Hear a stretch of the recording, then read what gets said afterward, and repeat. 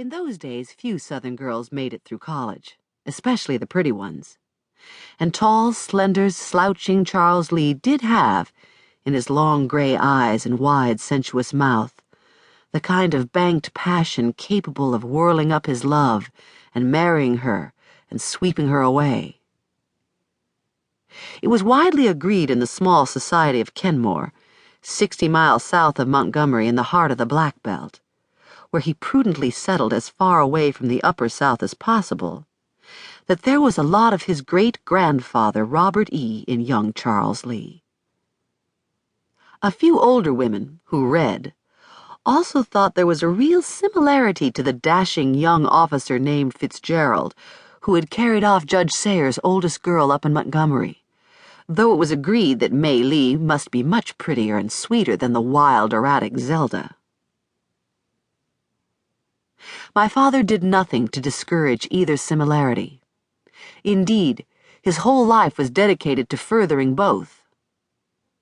The precarious living he earned from his desultory and inept insurance career went for the renting and meager furnishing of a dilapidated white-columned antebellum mansion on the Santee River west of Kenmore that stayed, throughout my girlhood, as dilapidated as the day I was born into it. My mother had no bridge or ladies' circle meetings in its splintered, haunted drawing room. My parents had no candlelit dinners in the vast, moat-dancing dining room. And in my entire girlhood, I never asked a friend home after school to play. The abiding impression I have of it now is dust, dimness, and echoing silence broken by my own tentative footfalls. When we get it all fixed up, we'll have a grand housewarming and invite everybody in town. Knock their eyes out, my father would say, as we sat in the thick, wet dust on the crumbling back porch, which was held together and shielded from prying eyes by vicious, fecund wisteria vines. He and my mother would be fanning and drinking martinis. I would be reading. Or as we huddled around the coal fire in the cracked iron gate in a back room off the kitchen we had adopted as a winter retreat. It was the only room in the house that didn't have 16-foot ceilings, the only one that could be heated by lump coal bought by the scuttle. I think it had probably been a butler's pantry once. There, too, they drank martinis. And there, too, I read.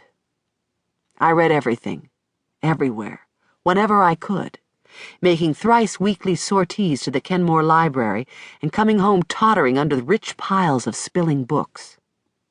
The reading consumed and saved me. I don't remember in those early days of my childhood being unhappy or lonely. That came later, when the world leaked in on me. I'm surprised now when I look back on it to think that I wondered at the inner world Cecie Hart had fashioned for herself. Mine then was just as total, just as sustaining.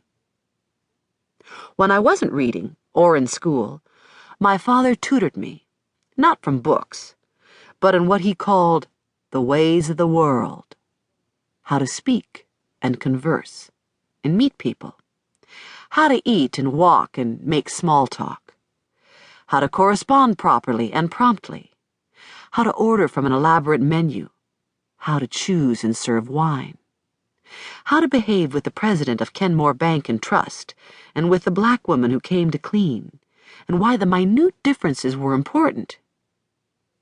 You pay Mr. McClure a compliment when you say you saw his cute daughter in the drugstore, but when you say it to Essie, it's familiar. A lady wouldn't, he would say. I'm not a lady, I would say. Yes, you are, he would reply. A born lady, in the bone and blood. I'm not going to let you forget that. It'll serve you well in the world. And because I was young and loved my handsome mountebank father, I didn't ask what world he meant, or see that it existed largely inside his head. He taught, I learned. Daddy gave it about that all his money was going to buying back his family place in Virginia, which a brother's perfidy had sold to a Yankee.